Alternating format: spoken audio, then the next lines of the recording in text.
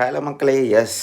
So நெறைய பேர் வந்து என்ட்ட வந்து டயட் பிளான்லாம் கேட்டிருக்காங்க. ப்ரோ என்ன நீங்க சாப்பிடுவீங்க? ஒர்க் அவுட் என்ன? அதெல்லாம் ஓகே. ஃபஸ்ட்டு நான் வந்து டயட் சொல்லிடுறேன். ஸோ நான் மோஸ்ட்லி வந்து வெளியில சாப்பிட மாட்டேன்.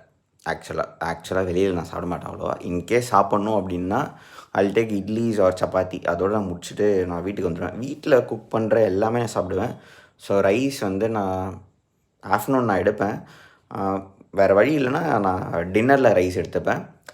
ஸோ மோஸ்ட்டாக அந்த fried items, so junk sweets இதெல்லாம் கொஞ்சம் அவாய்ட் பண்ணிட்டாலே நம்மளுக்கு கொஞ்சம் 50% கொஞ்சம் ஹெல்ப் பண்ணும்.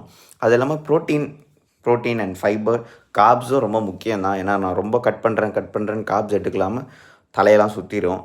ஸோ வந்து கார்ப்ஸ் கொஞ்சம் எடுக்கணும். ஸோ அதனால் நான் வீட்டில் குக் பண்ணுறது எல்லாமே நான் சாப்பிடுவேன். அது எக்ஸ்ட்ராவாக வந்து நான் ப்ரோட்டீன் கொஞ்சம் எடுத்துப்பேன். ஸோ 1/2 kg சிக்கன் வந்து வீக்லி ஒரு 4 டைம்ஸ் எடுத்துப்பேன்.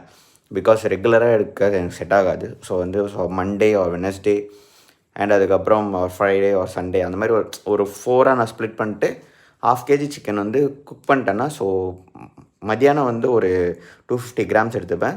ஸோ அதுக்கப்புறம் வந்து ஈவினிங் மேலே டின்னருக்கு எடுக்கிறது ஒரு 250 கிராம்ஸ் எடுத்துப்பேன். சிக்கன் எடுக்காத டைமில் வந்து நான் ஒரு 8 எக்ஸ் மாதிரி எடுத்துப்பேன்.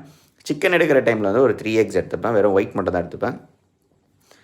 தென் அது இல்லாமல் நடுவில் வந்து பனானா அண்ட் ஆல், அதுக்கப்புறம் ப்ரோட்டீன் ஓட்ஸ்லாம் நிறைய இருக்குது, உங்களுக்கே தெரியும். ஸோ அந்த மாதிரி இதெல்லாம் நான் கொஞ்சம் எடுத்துப்பேன்.